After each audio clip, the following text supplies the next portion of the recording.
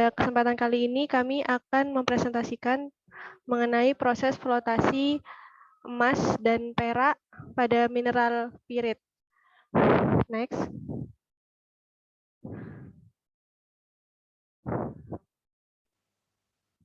Berikut adalah outline dari presentasi kami. Yang pertama mengenai karakterisasi materialnya, prinsip flotasi. Yang ketiga flow diagram yang berbentuk blok maupun blok dan proses flow diagram. Yang keempat, faktor yang mempengaruhi. 5, agen-agen flotasi. 6, sel flotasi. Dan terakhir, tentang teknologi terbaru. Next. Ya. Emas dan perak merupakan salah satu mineral alam yang memiliki banyak manfaat dan nilai jual tinggi. Itu sebabnya emas dan perak sering dieksploitasi secara besar-besaran. Emas dan perak juga dapat digunakan sebagai konduktor panas pada beberapa jenis elektronik.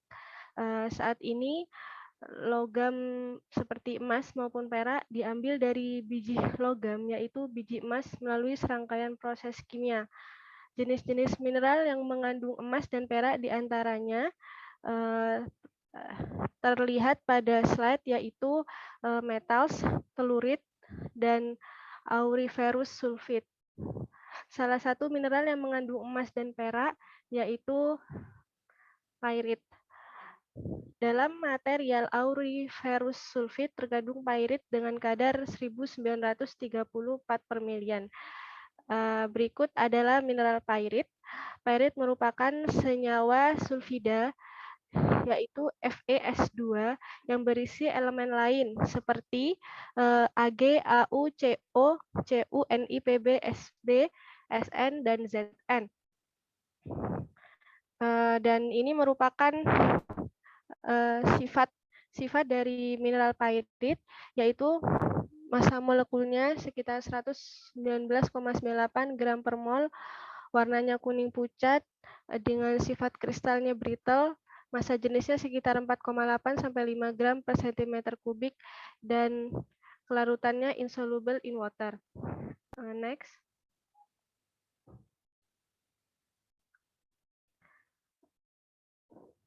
Kemudian, proses recovery emas dan perak dari biji sangat bergantung pada mineralogi biji, deposit biji, maupun distribusi emas dan perak dalam biji. Deposit biji tersebut umumnya mudah diolah agar didapatkan mineral berharganya dengan beberapa proses. Metode yang dapat dilakukan diantaranya gravity, hidrometalurgi, pirometalurgi, dan flotasi. Namun di antara metode-metode tersebut, flotasi merupakan teknik yang banyak digunakan dan diterapkan pada biji emas.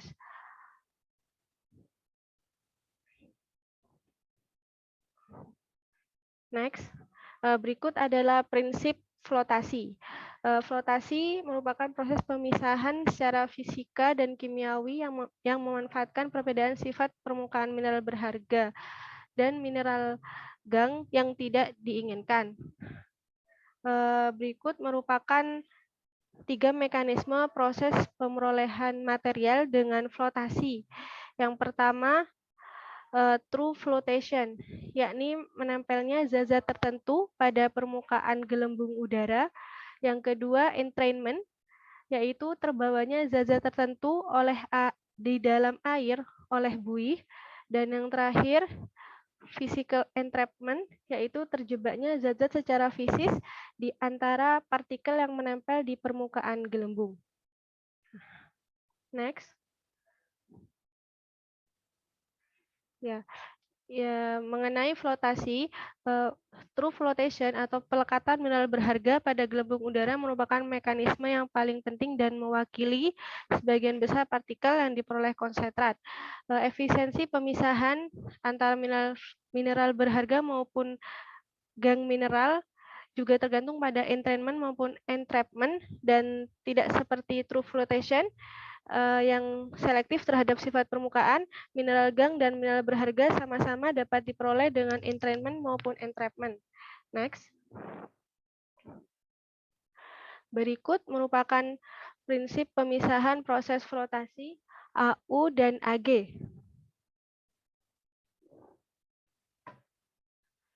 Pairit dengan ukuran partikel emas berkisar dari 0,01 sampai 10 mikrometer dan flotasi biji emas murni elektrum dan telurit sangat efisien dibandingkan dengan flotasi biji emas yang mengandung biji logam sulfida.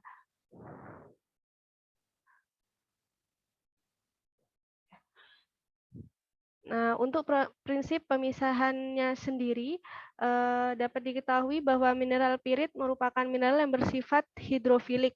Pada prinsip flotasi, menggunakan skim air dimasukkan ke sirkuit penggiling untuk dapat menghilangkan beban sirkulasi dari bahan yang mengapung, semisal emas yang mengandung sulfida. Ukuran terbaik pirit pada proses flotasi itu sekitar 75 mikrometer. Daya apung emas dapat ditingkatkan menggunakan kolektor. Kolektor yang digunakan yaitu kolektor santet.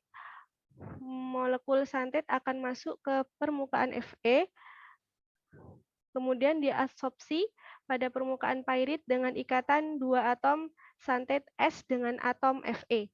Pada kolektor, pH dijaga antara 3,5 sampai 4,5 agar mencapai nilai selektivitas optimal, yaitu lebih dari 80%. Kemudian, untuk frodernya yang dipakai adalah MIBC, kemudian diolah dengan penggilingan yang halus, yaitu penggilingan ini menggunakan jigging dan amalgamation, kemudian sulfida akan mengapung pada santet dan froder.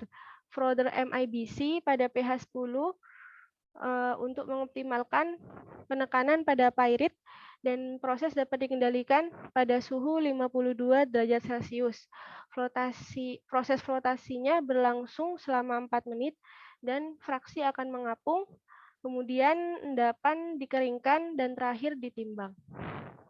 Next. Ya. Kemudian akan dilanjutkan oleh Mas Rohiman.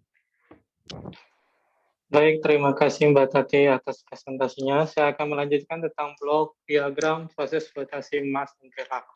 Pertama kan di sini kan kita bagi menjadi dua proses besar, yaitu proses kominusi dan kedua ialah proses flotasinya itu sendiri. Nah, proses kominusi itu kan dia kan ada primary crushing, ada secondary crushing, ya kan. Nah, apa sih yang termasuk primary crushing itu kan berarti yang dari bongkahan ore besar kita haluskan kayak gitu. Seperti halnya kita pakai jaw crusher atau cone crusher. Kemudian dari situ keluarannya kemudian masuk ke secondary crushing atau apa namanya sebenarnya bukan secondary crushing tapi ke grinding gitu kan. Enggak, secondary crushing itu ya memperkecil gitu. Jadi misalnya yang pertama itu pakai jaw crusher, yang kedua pakai cone crusher kayak gitu. Jadi dia biar lebih kecil kayak gitu. Kemudian kita masuk shipping. Shipping itu kan dibagi menjadi beberapa mikron gitu ya. Kemudian dicampur dan masuk ke grinding. Nah, grinding yang dipakai di sini ialah menggunakan ball mill yang diharapkan ukuran atau partikel optimumnya itu yang tadi telah dijelaskan oleh Mbak Tanti itu sekitar 75 mikron seperti itu. Nah, kemudian masuk ke proses flotasi. Di flotasi ini ada beberapa kejadian, yaitu ada ditambahkan floater, ada ditambahkan kolektor, ada ditambahkan modifier agent seperti itu. Next, Mas.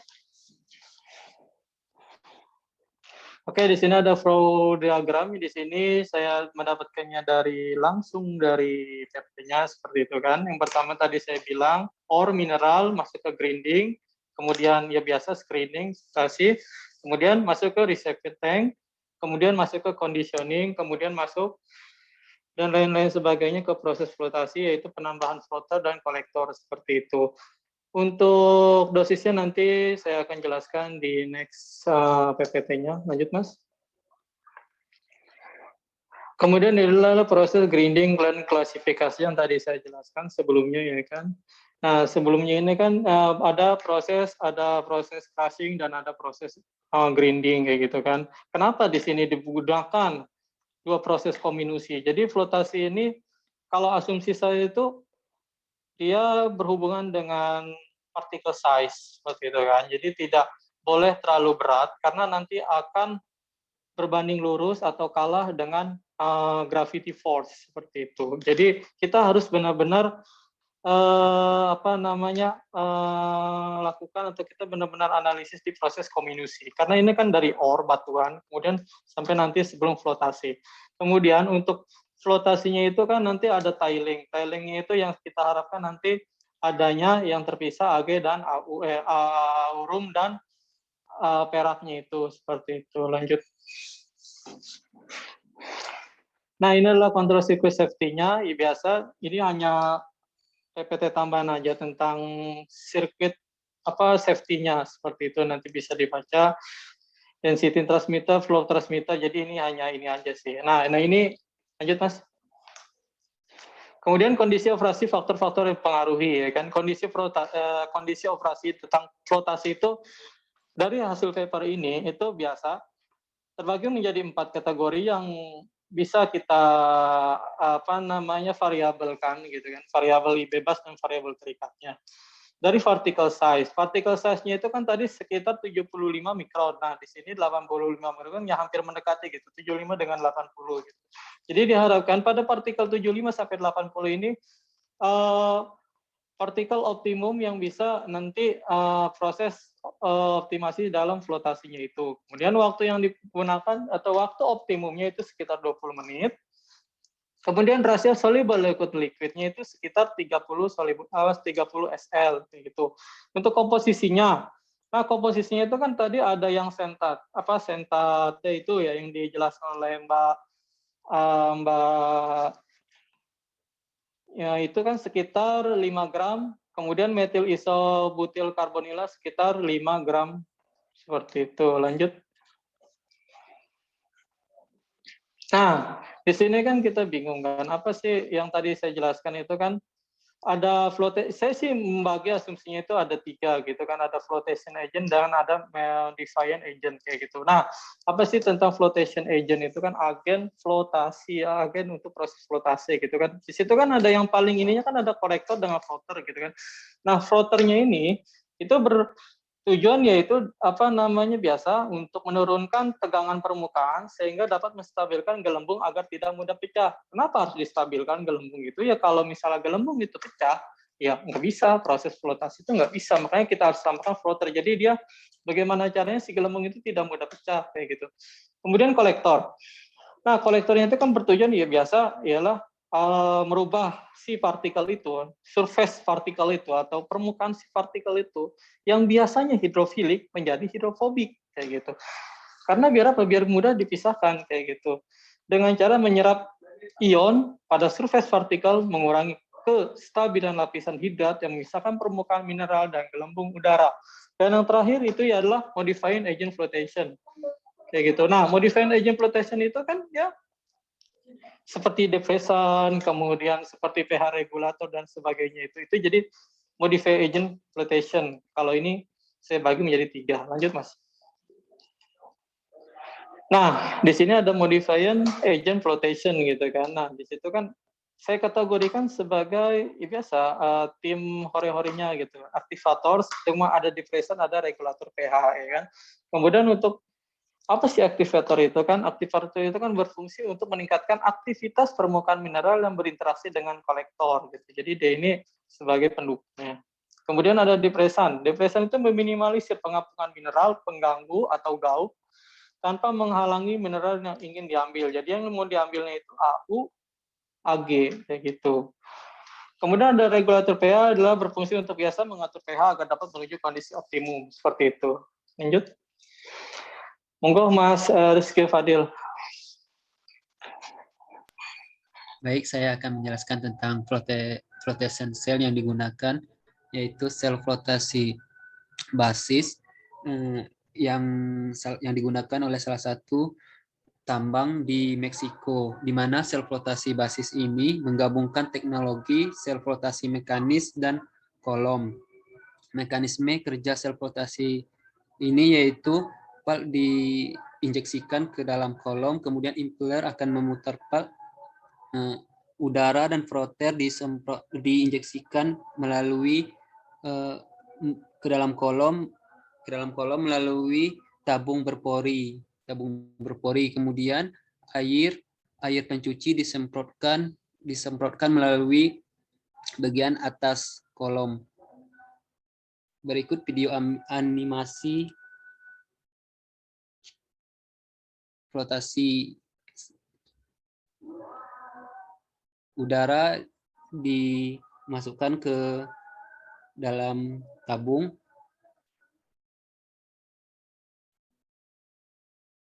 Kemudian menghasilkan buih-buih atau gelembung yang akan mengalir ke atas.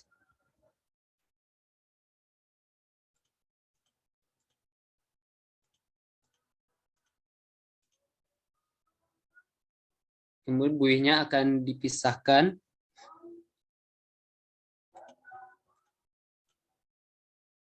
Berikut emasnya akan menempel pada buih.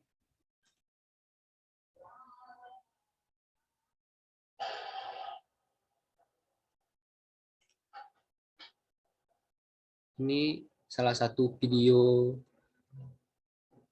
tentang pemisahan emas dan perak.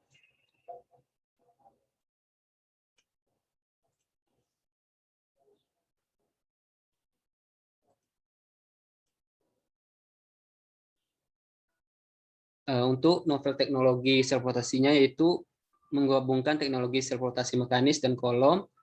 Desain sel flotasi berbentuk silinder, biasanya kan persegi panjang gitu.